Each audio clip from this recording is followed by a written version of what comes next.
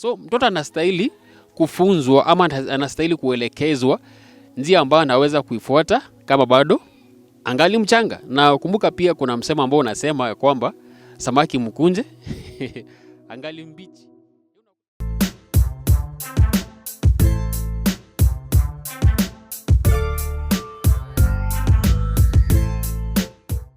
Karibu sana, karibu tena, karibu ndani ya Tomaso Senior Show. Mahali ambapo tunazungumza ama mahali ambapo huwa ninazungumza kuhusu vitu ambavyo ama masuala ambayo yanatendeka katika jamii kila siku, kila kuchao, na huwa nakueleza kwamba mwanadamu ni social being, na akiwa social being inamaanisha kwamba kuna kuishi na watu, kuna kuinteract na watu, alafu kuna kule kusemezana na watu kila siku katika maisha ambayo tunakuwa tunayaishi katika ulimwengu huu. Kama ni mara yako kwanza kukutana na videos zangu, na kuomba ukapate kunisupport, na ile support ambayo nahitaji kutoka kwako ni kuweza kwenda kwenye YouTube channel yangu ya Tomaso Senior Show. Alafu kisha ukishafika pale unaweza kunisupport kwa njia ya kuweza kusubscribe. Na ukisha subscribe pia mtazamaji unaweza ukawatch video yote ambayo utapata pale. Kuna video nyingi tu, kuna mambo ya uimbaji pale, kuna interviews, kuna video kadhaa ziko pale na utapata kuziwatch. Kama kuna ile itakupendeza unaweza ukanisaidia kushare link ile na marafiki zako. Na ukishafika pale usisahau kubonyeza notification bell. Nikifanya video yote mpya utakuwa mtu wa kwanza kupata kujulishwa ya kwamba nimeweza kufanya video mpya. Itakuwa ni support ambayo itakuwa ninashukuru sana tena zaidi. Kuna feedbacks ambazo nimekuwa nikipokea na imekuwa ni feedback ambayo inakuwa ni nzuri, na nashukuru sana kwa wale ambao wameendelea kunisupport kwa njia ya kuweza kusubscribe na kuweza kuwatch videos zangu. Na utakapoweza kuwatch video zangu mtazamaji, usisahau kuweka comment yako pale chini tu kuna sehemu ya comment. Enda pale ukaweza kuandikia comment yoyote na nitapata kujibu, na itakuwa ni vyema sana tena zaidi. Kwenye video zangu ninazungumza masuala ambayo tunakumbana nayo, tunapatana nayo kila siku katika maisha ambayo tunakuwa tukiaishi katika ulimwengu huu, na inakuwa ni vitu ambavyo vinafanyika katika jamii yetu ya kila siku, na mambo ambayo nimepata kuzungumzia kwenye video zangu nyingi tu, na ni mambo ambayo tumepatana nayo. Na huwa nasema kwamba kama hujapatana na jambo lolote ambalo nimeweza kulidiscuss kwenye video zangu, subiri tu utaweza kupatana nayo. Na wengine pia wanakuwa ni wale victims wa mambo ambayo ama baadhi ya vitu ambavyo nimekuwa nikizungumzia kwenye video zangu ambazo huwa ninakuletea kila wiki. So usisahau kwamba nitakuwa nakuletea video kila wiki, hususan siku za Wednesdays. So Wednesdays usisahau kutembelea channel yangu na utaweza kupatana na video mpya pale kila Wednesday. Inakuwa ni siku ya Jumatano. Tembelea pale utaweza kuwa unapokea video mpya siku hiyo. Itakuwa ni vyema sana na nitapata kushukuru kwa kuendelea kunisupport, na itakuwa ni vyema sana tena zaidi. Leo nataka nizungumzie kuhusu masuala ya watoto ama masuala ya kulea watoto, na nitakuwa nakujulisha kwamba mtoto umleavyo ndivyo akuavyo. Mtazamaji wangu, wenga walisema kwamba mtoto umleavyo ndivyo akuavyo, na nataka tukapate kuchambua kuhusu masuala ya kupata kulea watoto katika society, kwa sababu unakuta kwamba katika jamii ambazo tunakuwa tuko nazo kuna malezi ya watoto ama watoto ni jambo ambalo lipo tu. Mtazamaji wangu, watoto wapo, na unakuta kwamba siku hizi si kama zile siku za zamani, si kama zile siku za mababu zetu, kwa sababu ile wakati ilikuwa ni mtoto anakuwa ni mali ya society, anakuwa ni mali ya jamii. Mtoto anakuwa analelewa na kila mmoja katika jamii. Lakini siku hizi ama wakati wa sasa mambo yamebadilika, ni imekuwa ni tofauti kabisa sana. Yaani siku hizi imekuwa ni kila mtu ashughulike na mtoto wake, kila mtu angalie masuala ya kwake, kila mtu ashughulike na mambo ya kwake. Sababu unakuta kwamba kuna cases mingi zimetokea kuhusu mambo ya watoto, na unakuta kwamba pia maisha yamebadilika, kwa sababu siku hizi ile adhabu ile imeweza kutolewa, si kama wakati wa zamani. Mtoto anapokuwa anakosea pale shuleni unakuta kwamba alikuwa anaadhibiwa na anakuwa na discipline ambayo inakuwa ni vyema. Wakati wa sasa siku hizi mtazamaji, unakuta kwamba maisha yamebadilika. Tunakuta kwamba hata ile corporal punishment imeweza kuondolewa shuleni. Siku hizi mwalimu anapokuwa anaadhibu mtoto kwa njia ya kiboko mambo inakuwa ni tofauti. Unakuta kwamba mwalimu yule ameweza kushtakiwa, ameweza kupelekwa kotini, akafunguliwa mashtaka, na inakuwa ni vile. So unakuta kwamba maisha yanakuwa yamebadilika. Unakuta kwamba pia malezi ya watoto wa saizi ama watoto ambao wako saizi, generation ambayo iko kwa sasa, ni tofauti sana na watoto ambao walipata kulelewa miaka ya pale nyuma, early 90s and late 80s, na kurudi kule nyuma 80s kurudi kule nyuma, unakuta kwamba hawa watoto ama ile kizazi kile watoto walikuwa more disciplined kuliko wakati wa sasa. Na mtazamaji, naamini kwamba tunaenda kujadiliana, tunaenda kusemezana 1 2 3, na itakuwa ni vyema mtazamaji wangu. So ninapoanza mtoto umeleavyo, kumbuka hiyo ndio mada ama hiyo ndio mjadala ambao nitakuwa ninajadili siku hii ya leo, ama ni kitu ambacho nitakuwa nikiangalia siku hii ya leo. Kuna kitu ambacho Biblia inatuelekeza. Unakuta kwamba mtazamaji, hakuna chochote ambacho hakipo kwenye maandiko. Kila ambacho kinafanyika katika chini ya jua hili kimepata kuandikwa kwenye maandiko. Na ninapoanza, ningependa tukapate kuangalia mstari fulani hapa ambao unakuwa unazungumza kuhusu masuala haya ya ulezi wa watoto. Na unakuta kwamba pia jambo hili naamini liko pia kwenye vitabu vingine vya dini. Kuna wale Waislamu, kuna Qur'ani iko pale. Najua naamini kwamba imezungumzia mambo ya watoto. Kuna mambo ya Wahindi na wale zile dini zingine tu ambazo zipo duniani. Naamini ya kwamba vitabu vyao vya dini vimepata kuzungumza masuala ya ulezi wa watoto. Na nataka nikapate kuangalia kitabu cha Proverbs. Proverbs inakuwa ni kitabu cha Methali. Sura yake ni ya 22 mstari wa 6. Nitakuwa nakusomea kwenye lugha ya Kiingereza, lakini unapokuwa uko pale nyumbani unaweza kaangalia pia kwenye lugha ya Kiswahili ama kwenye lugha yako ya mama, na utapata kuelewa ama utapata kuona kile ambacho nakuwa ninazungumzia. Maandiko yanasema hivi: Train up a child in the way he should go, even when he is old he will not depart from it. Mtazamaji wangu, mahali ambapo tumepata kusoma, tumeelezewa kwamba mzazi anastahili kutrain ama anastahili kufunza mtoto ile njia ambayo anastahili kuifuata kama bado angali mchanga. Sababu unakuta kwamba mtazamaji, kuna hali ya mtu kukua mtoto, sababu ule mtoto ni mtu atakuja kukua mtu mzima, yule mtoto atakuja kukua mtu mzima.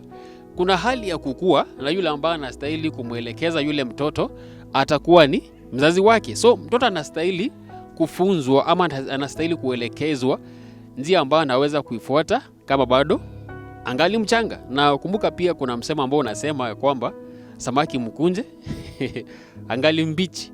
Hiyo unakuta kwamba kuna mienendo fulani ambao mzazi anastahili kumuelekeza mtoto wake ama anastahili kumfunza mtoto wake akiwa bado angali mchanga. Na unakuta kwamba atakapofunzwa ile njia, atakapoelekezwa ile njia ambayo anastahili kuifuata, akishakuwa mtu mzima hataweza kuachana nayo, kwa sababu atakuwa anasema kwamba nilipata kuelekezwa kwenye hii njia ama nilifunzwa hivi, nikielekezwa hivi, ilikuwa ni hivi na hivi, nimeshi kuona hivi, na basi nakuwa ninastahili nikapate kufuata njia ambayo nilikuwa nimepata kuelekezwa, njia ambayo nilikuwa nimepata kufunzwa, na inakuwa ni vile. Na mtazamaji, kuna vitu kadha wa kadha ambazo tunaweza kuziangalia mahali pale, na kitu ambacho nataka nikueleze ya kwamba mzazi anastahili kukuwa role model kwa mtoto wake. Role model ni ile njia ya kukuwa mfano mwema. Mtoto anakuwa na kuangalia wewe kama mzazi. Mzazi anastahili akapate kukuwa role model kwa ajili ya mtoto wake, sababu unakuta kama mtoto anakuwa na kuangalia wewe kama mzazi, anakuangalia wewe kama mtu mzima, dadi anafanya aje, mama anafanya aje, na ile njia anaweza akaifuata, sababu akishashika ile njia ile. Na unakuta kama mtazamaji, kuna miaka fulani tu katika maisha ya mtoto inakuwa ni kama wakati wake kupata kujifunza, na kuwa anajifunza ama ana learn vitu vingi kutoka kwa yule mzazi wake, na anakuwa anashika sana. Inakuwa ni kama season fulani ama mlango fulani umefika katika maisha yake ambao unakuwa ni wa kuweza kujifunza. So anakuwa anaangalia tu vile ambavyo kunaenda, na anapokuwa akiangalia anajifunza kutoka kwa yule mzazi wake. So mzazi unastahili ukapate kuwa kielelezo chema kwa ajili ya mtoto wako ama kwa ajili ya watoto wako.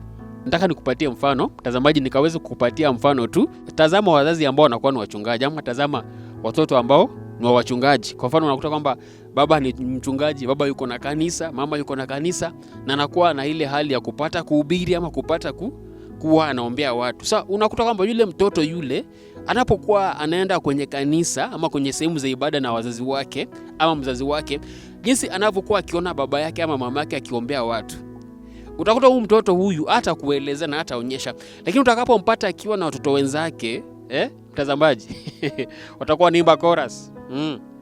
Watakuwa naimba, atakuwa anaimbisha watoto wengine, anawaimbisha, anawapigisha makofi, wanaimba nyimbo za sifa, wanasifu kabisa. Wanakuja wanaimba nyimbo za maabudu, wanaabudu kabisa. Alafu tutakuwa ni ile wakati wa kuweza kuombea watoto wengine. So kutoka kwamba yule mtoto pia kwenye ploti atakuwa anaita watoto wengine, anapata kuombea jinsi ambavyo aliona mzazi wake ama aliona baba yake akiombea watu. Yule mtoto pia atakuwa akiombea watu jinsi ambavyo huwa anaona baba yake ama huwa anaona mama yake. Mtazamaji, huwa anaona dad ama huwa anaona mama akipata kuombea watu. Na mtazamaji, ni mfano ambao umepata kuona tu.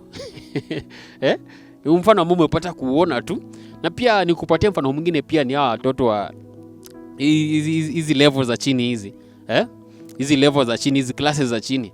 Kuna jinsi ambavyo mwalimu anaweza kuwa akifunza kwenye darasa. Kwenye darasa anafunza kabisa wale watoto. Mtoto kumbe anakuwa tu akiobserve jinsi ambavyo mwalimu anakuwa anafunza.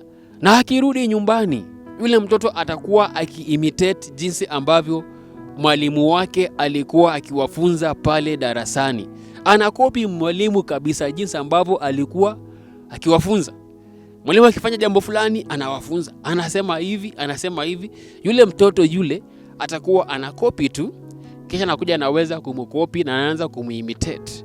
Nakwambia dadini kwambie, mwalimu alikuwa anatufunza hivi. Alitembea hivi kwa class, anakuonyesha jinsi ambavyo mwalimu alikuwa anatembea, jinsi ambavyo alikuwa anaandika kwenye ubao na jinsi ambavyo alikuwa akiwafunza. Kama ni kuimba, anatuambia teacher alikuwa anaimba hivi, teacher alituambia hivi. Ama pia unakuta kwamba mtazamaji wangu ule mtoto anakuja anakuambia, "Mama nikwambia, dadi nikwambia, teacher alituambia 1 2 3. Teacher alituambia." Anakuja anakuletea ripoti ya jinsi ambavyo ameshinda kule shuleni, jinsi ambavyo mwalimu aliweza kumfunza kule shuleni. Anakuja anakuelezea, teacher alituambia hivi na hivi si vizuri. Teacher alituambia tunastahili kuheshimu wazazi wetu. Teacher alituambia tunastahili tukue tukisikiza kile ambacho wazazi wetu wanakuwa wakituambia. Na yule ni mtoto tu. Kumbuka yule mtoto ako grade 1, grade 2. Hizi class za chini hizi, mtazamaji, PP1, PP2, hizi class za chini hizi umeweza kuona mambo kama na yale. Na kumbuka kwamba huyu ni mtoto, jinsi ambavyo analelewa na mzazi wake. Mtazamaji, hata mwalimu anakuwa ni sehemu ya society ya kupata kulea mtoto. Mwalimu anakuwa anasaidia mzazi kupata kulea mtoto ambaye atakuja kukua raia, ambaye atakuja kuwa citizen katika taifa lake. So unakuta kama mtazamaji, mzazi anastahili kukua role model. Tunapokuwa tukielewa watoto katika jamii ama katika society, tunastahili kukumbuka kwamba mzazi anastahili kukua role model kwa yule mtoto wake, kwa sababu mtoto anakuwa kimtazamia mzazi wake. Lakini sasa nikuulize mtazamaji, umekuwa kifunza mtoto vitu vibaya, anakuwa anaangalia tu, mtoto anakuwa anasikiza tu akiangalia, alafu baadaye akitoka pale atakuwa akielezea wenzake, "Liona dada akifanya hivi, liona mama akifanya hivi, liona baba akisema hivi, akiongea hivi." Na kumbe pia inastahili kuongelewa kwa hivi. So unakuta kwamba mtoto anakuwa akijifunza ama atakuwa akilearn kwa kuweza kuangalia. So tukumbuke hilo, mzazi anastahili kukua role model kwa yule mtoto wake. Na pia nataka nikupatie mfano wa kuweza kumlea mtoto. Inakuwa ni kama mtazamaji, jinsi ambavyo unakuwa unaweka msingi wa nyumba. Unapokuwa unajenga foundation ya nyumba, ama unapokuwa unajenga nyumba yako, kumbuka wanasema kwamba what will determine the strength of a house ni ile msingi ambayo imepata kuwekewa. Nakuta kwamba nyumba ikijengwa katika foundation ambayo inakuwa ni nzuri, ama msingi ambao unakuwa ni bora, ile nyumba kuanguka inakuwa ni ngumu sana. Hata kama itaporomoka kule juu, lakini kule chini msingi utakuwa ungali upo, kwa sababu msingi wake unakuwa uko strong. So unapokuwa zingatia, unapokuwa unazungumza, ama unapokuwa unaangalia malezi kwa watoto, kumbuka kwamba unapokuwa kimelea ni kama unaweka msingi katika maisha ya yule mtoto. Na unakuta kwamba inakuwa ni vyema kama utaweka msingi ambao utakuwa uko imara katika maisha ya yule mtoto. Na unakuta kwamba mtazamaji, nikupatie mfano mwingine wa Waislamu. Unakuta kwamba mtoto anapokuwa ni Muislamu huwa anapelekwa kwenye dini. Kuna ile madrasa ile. Mtoto anakuwa anapelekwa kwenye zile klasi zao zile, anafunzwa akiwa bado angali mchanga kabisa. Mtoto anakuwa angali mchanga kabisa na anafunzwa mambo ya dini ya Uislamu. Anashika ile dini kabisa. Na anapokuwa mtu mzima ile njia hawezi akaiacha. Mtazamaji, tumekuwa na hizi debates ambazo mnakuwa ukiziona. Debates katikati ya Waislamu na Wakristo. Lakini kupata kushinda yule Muislamu yule inakuwaga ni ngumu sana kwa sababu ameshika ile dini, ile Qur'an ile amepata kuishika na ame-memorize, mtazamaji ame-memorize na ameshika zile aya na zile sura amezishika kabisa. Lakini unakuta kama mtoto wa Kikristo inakuwa ni ngumu kufunza masuala ya dini. Mtazamaji, unakuta kama mtu ni mzima lakini hata kusema memory verses 5 peke yake, just 5 memory verses inakuwa ni kizungumkuti. Inakuwa ni ngumu kupata kuelezea ama kuweza kusema memory verses 5 tu peke yake. Inakuwa ni ngumu sana. Na unakuta kwamba Wakristo wengi wanakuwa na imani ambayo ni hafifu. Watu ambao hawajashika dini ni Wakristo, watu ambao hawajui scriptures ni Christians. Sababu hawajui Mungu wao, Ukristo unakuwa ni kama jina tu, inakuwa ni jina tu. I'm a Christian because I'm a Christian. I'm a Christian because my parents are Christians. Lakini zile misingi za dini, zile misingi za Ukristo hakuna. Maombi hakuna. Mtazamaji wangu. Na inakuwa ni ngumu pia. Sababu mtoto alikuwa haoni wazazi wake wakiomba. So pia anapokuwa mtu mzima anajua maombi hakuna kitu kama kile. Mtazamaji wangu. Ni vitu ambavyo vipo. Vitu hivi vipo tu. Inakuwa ni ngumu sana. Lakini kama unakuta kama kuna Muislamu ambaye yuko na biashara lakini imefika wakati wa kwenda kuomba, atafunga duka lake, ataenda pale kwenye msikiti ama mahali popote ambapo yuko, ataweza kuenda kuswali, atatandika ule mkeka wake pale chini. Kama kuna maji pale ataenda kutawadha, ataweza kuomba. Ile masaki ya maombi ataweza kuomba. Lakini Mkristo, Christians don't pray because that is not the foundation that our parents brought us up with. Mtoto Muislamu aliona mzazi wake akimfunza, anaenda akishika ile njia ile, na kuacha ile njia inakuwaga ni ngumu sana. Kwa hivyo wazazi wenzangu, tukumbuke kwamba tunastahili kuwa role model ama kielelezo chema. Mtazamaji, kielelezo chema ama vielelezo vyema kwa minajili ya watoto wetu. Ni kama kuweka msingi. Unapokuwa unalea mtoto ama unapokuwa unekea mtoto wako msingi ambao uko bora, unapokuwa unamfunza, ni kama kulinganisha mjenzi anapokuwa anajenga ile nyumba, inawekwa foundation ambayo iko very strong. Na ile foundation ikishapata kukua strong, hata upepo uje kiasi gani inakuwa ni ngumu sana kupata kuangusha ile nyumba, kwa sababu msingi wake uko imara, msingi wake uko dhabiti, na msingi wake unakuwa uko na nguvu. Hawezi kutikisika kabisa. Kuanguka inakuwa iko ngumu sana. Na hapo atasema niliona dada akifanya hivi, niliona mama akifanya hivi, kwetu kulikuwa hivi, kwetu kumekuwa hivi. Inakuwa ni vyema sana, mtazamaji wangu. Na pia vitu ambavyo unakuwa ukizungumzia mtoto wako huwa visahau, au anakumbuka kabisa katika maisha yake. Mtazamaji wangu, jambo lingine pia ambalo tunastahili kulikumbuka tunapokuwa tunazungumza na mambo ya kupata kulea mtoto ama mtoto mleavyo ni kwamba mwalimu wa kwanza wa mtoto ni mzazi. Mwalimu wa kwanza wa mtoto ni mzazi. Kwa hivyo kila mzazi ni mwalimu. Mtazamaji, kila mzazi anakuwaga ni mwalimu na mwanafunzi wake anakuwa ni mtoto wake. Mwalimu wa kwanza wa mtoto ni mzazi wake. Kwa hivyo kila mzazi anakuwa ni mwalimu. Kwa hivyo nikisema kwamba mzazi ni mwalimu, ndakuwa sijakosea. Sijakosea, sababu unakuwa unamfunza tu, unamfunza. Huwa nakwambia mtazamaji kwamba unapokuwa unaona vituko ama vitendo ambavyo mtoto anakuwa akifanya, vile ambavyo mtoto anazungumza, vile ambavyo mtoto anakuwa na behave akiwa na watu wenzake, ama yale maneno ambayo mtoto atakuwa akipata kuyazungumza, hata usiende mbali mtazamaji. Huyu mtoto angalia wazazi wake.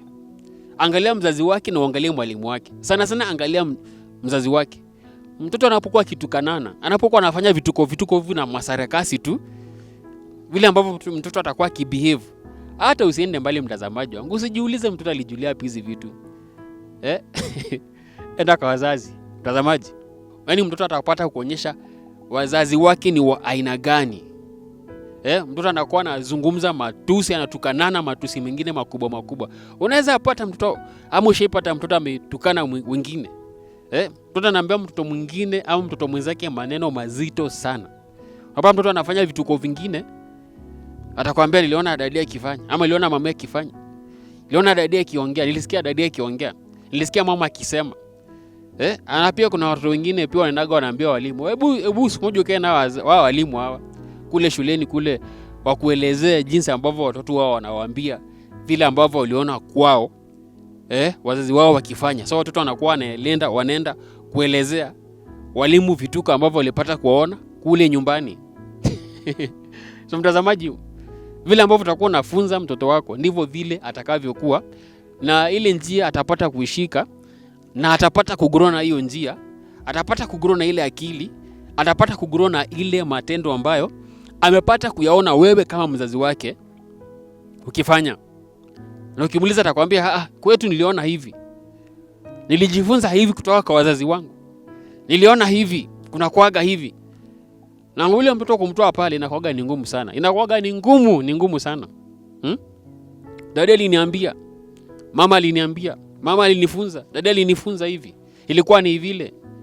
So mzazi, wewe ni mwalimu wa mtoto. Mtazamaji wangu, kama wewe ni mzee, kazi yako ni kuja kulewa. Kuna mtoto ako pale mvulana, huyo boy child, atakuwa na grow tu akiangalia tu, ana observe tu akiangalia. So kwa kile yake atakuwa anajua ni kawaida kama baba kupiga mama itakuwa ina shida. Mtoto sasa akikuwa mtu mkubwa atakuwa mwanaume ambaye yuko violent katika maisha yake ama katika ndoa yake. Sababu aligrow akiona baba yake akipiga mama yake. Atakuwa hana shida na hiyo sababu aliona hivyo. Alijifunza vile. Aliona hivyo. Anajua hivyo ndivyo sahihi. Hivyo ndivyo inastahili kukua. Mtazamaji wangu. Mtoto jinsi ambavyo unamlea ndivyo atakavyokuwa. Na mtoto pia anaangalianga na anajifunza kutoka kwa wazazi wake. Mtazamaji wangu, kwa hivyo kila mzazi anakuwa ni mwalimu. Mtazamaji, na si lazima tukue na funza kwa nyumba, unashika chaki, unashika chalk, unaandika kwenye board ndio uweze kujua kwamba wewe ni mwalimu. No. Iko sio hivyo. Some children learn by observing. Anaangalia tu, learn tu, anaangalia. Yako silent lakini anaangalia tu. Dada anafanya hivi, mama anafanya hivi. Kitu kama hiki kimetokea, situation kama hii imepata ku arise. Dada alifanya hivi, mama alifanya hivi, anaangalia tu. Na ana record, ni kama kila kitu inakuwa ina record. Na ile season akisha record vitu kama vile, inakuwa ni ngumu kupata kusahau ile njia. Sababu hata kiwa mtu mzima hawezi kusahau yale mambo ambayo alipata kuyaona. Ndio maana mtazamaji wangu, kuna vitu ambavyo ulisikia wazazi wako wakizungumza, kuna jinsi ambavyo uliona wakifanya ukiwa bado ungali mchanga, mpaka saizi hujawahi sahau. Hujawahi sahau jinsi ambavyo ulipata kuona ikifanyika katika maisha yenu. Hujapata kusahau jinsi ambavyo uliona ikifanyika katika familia yenu, katikati yako na wazazi wenu, katikati yako na wazazi wako. Jinsi ambavyo uliona ilikuwa aje? Mtazamaji, ukiangalia ndoa ambazo ziko very violent, hata usiende mbali, angalia mtu huyu aligrow katika mazingira yapi?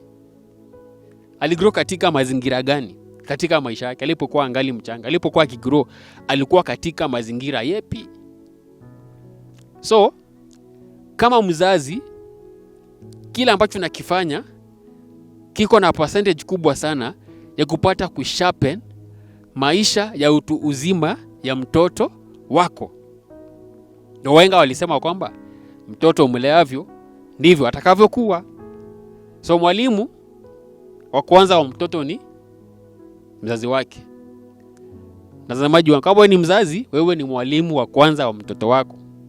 Kabla hajaenda shuleni, unakuwa wewe ni mwalimu katika maisha yake. Kama hajapata kwenda kufunzwa na mwalimu wake, anakuwa anajifunza kutoka kwako. Anakuwa anajifunzia tu pale nyumbani. Na unakuta kwamba mtazamaji, pia nikupatie mfano mwingine. Kama mmezoea kuomba wakati chakula kinaletwa mezani, mnakuwa mmezoea kuomba kama familia, mnaomba. So mtoto atakuwa kigura akijua kwamba kabla mjakula ama chakula kinapokuwa kinaletwa mezani, ni vizuri watu wakapate kuomba. Alafu siku moja intentionally tu mkapate kukula kama mjaomba. Nasikia mtoto akisema mtu amebadilisha sura. Kama yule mtoto ambaye amezoea kuomba, atakuwa amebadilisha sura. Akiulizwa ni nini, atakuwa anajifanya kama analia, ni kama anataka kulia. Sijaambiwa niombe chakula. Tambua basi omba. Atasema tufunge macho tuombe, ama ataomba jinsi ambavyo anazoea kuanza kuomba. Atakuwa akiomba tu. Sasa mtoto kama yule atakuwa anajua ni makosa ama ni vibaya kuanza kukula chakula kama mjaweza kuomba. Ni mfano ambao upo, ama ni vitu ambavyo vinakuwa vipo. So atakuwa kigrow hivyo akikuwa hivyo. Like kuna wakati niliweza kukutana na a certain lady na alikuwa na mtoto. Tulikuwa nashiriki nao kanisani, tulikuwa nashiriki nao pamoja. So mtoto, mama yake alikuwa kiniambia kwamba kama kuna challenge yoyote ambapo kitu kinasumbua mama yake, yule mtoto atakwambia, "Mom, let's pray." Sababu mtoto amejua kwamba in any circumstance, in any situation, they have to pray first. Sababu hata kama amesahau kuomba, akona yule binti wake mdogo. Alikuwa anaitwa Lisa. Lisa ataambia mama yake, "Mom, let's pray. Mom, let us pray over this. Mom, tukapate kuomba. Tuombe Mungu akapate kuleta school fees. Tuombe fees ikapatikane. Tuombe kwa ajili ya 1 2 3." Akiona mtu ni mgonjwa anamwambia, "Mom, let's pray over this person. Let's pray for them." Na sababu alipata kuona hivyo ndivyo ilikuwa ikifanyika, kama hivyo ndivyo ilikuwa ikitendeka, na alipata kujifunza hivyo na akawa ana apply kile kitu ama yale mambo ambayo alipata kuyaona katika maisha yake. Lakini sasa kuna wale ambao they don't bother. There's some values ukiweza kuambia watu wakapate kuweza kuapply katika maisha yao, inakuwa ni ngumu kwa sababu hivyo sivyo amelelewa hivyo. Hajalelewa hivyo. Unaambia mtu muombe na hajalelewa katika maombi. Mtazamaji, anashindwa kumwambia nini? Unaambia mtu muende church, nakwambia siku yetu tuendangi church. Mtazamaji, kama kwa tu mambo ya kanisa, itakuwa ni kama unamsumbua. Sababu unamwambia muende kanisani, muende sumbige swala, muende mkaswali, muombe. Jifunza na mambo ya maombi. Anashindwa kumwambia vitu gani hizo? Anashindwa unamwambia mambo ya maombi, vitu gani hizo anamwambia hivyo? Na mtu ni vizuri kupata kuishi kwa amani, kuishi kwa utulivu. Hajajua mambo ya utulivu. Ameishi kuona wazazi wake akiwa violent. So jinsi atakapokuwa anajua kwamba ni vizuri kukua violent. So yeye kila wakati anakuwa ni vita. Tumali yako ni vita, nafikiria vita, kupigana vita, kila wakati vita. Popote mahali ambapo yuko ni kuzua vurugu. Sababu hivyo ndivyo aliona. Na ameishi vile. Hasa mtu kupata kumbadilisha inakuwa ni ngumu sana. Itagharimu tu mkono wa Mungu akapata kumbadilisha. Sababu yule mtu kupata kumbadilisha, sababu aligrow hivyo. Hivyo ndivyo aliona. Hivyo ndivyo alivyojifunza kutoka kwa wazazi wake. Hivyo ndivyo alivyolearn. Kumbadilisha inakuwa ni ngumu sana, inakuwa si rahisi. Mtazamaji wangu. So mzazi ni mwalimu wa kwanza wa mtoto wake. Tusiweze kusahau mambo kama na yale ama jambo kama lile. Mzazi ni mwalimu wa kwanza wa mtoto wake, na jinsi ambavyo mzazi, vile ambavyo unakuwa unafanya tu, vile ambavyo unakuwa unaongea. Kuna wazazi huwa wanatukanana kwenye familia. Mzazi wanaambiana maneno mazito. So yale maneno yule mtoto yule utapata ameshika yale maneno. Ataambia watu wengine yale maneno. Ukimuuliza alisikia wapi, asema nilisikia baba akisema, nilisikia mama akiongea. Mtazamaji wangu, alisikia kutoka kwa wazazi wake na anakuwa akijua hivyo ni hivyo vinyiko. Yuko hivyo, nimefunzwa hivyo. Baba aliniambia, na unakuta kwamba akishika ile maneno anakuwa anayashika kwa uzito sana. Anakuwa niliishi kuona hivi, ilikuwa vile, nimekaa nikijua hivi na yuko hivyo. Yule mtu kumbadilisha ama yule mtoto kuweza kumbadilisha inakuwa ni ngumu sana. It is easy to learn, but very hard to unlearn the things that we have learned. Inakuwa ni vile. Mtazamaji wangu. Inakuwa ni vile. Kumbuka mtoto umeleavyo ndivyo atakavyo kuwa. Mtazamaji wangu, nimefika pale kwenye video ya siku hii ya leo. Nitakuletea sehemu ya pili kuhusu mambo na mtoto umeleavyo. Kwenye video next nitakuwa nakuletea part 2. Kama hujaweza kusubscribe kwenye channel yangu, na ukumbuka upate kusubscribe na ukaweze kuweka notification bell ikapate kukaa on, na pia enda pale ukaweze kuniandikia comment kwenye video na nitapata kushukuru sana. Na kama kuna video yote ambayo imepata kukuguza, unaweza ukashare link na marafiki zako kupitia kwa njia ya social media ambazo unazijua tu. Kuna Facebook, kuna WhatsApp, kuna zile zingine ambazo unazijua, na nitapata kushukuru sana tena zaidi. Karibu sana, karibu tena, karibu ndani ya Tomaso Senior Show. Tukutane kwenye video yangu next. Thank you and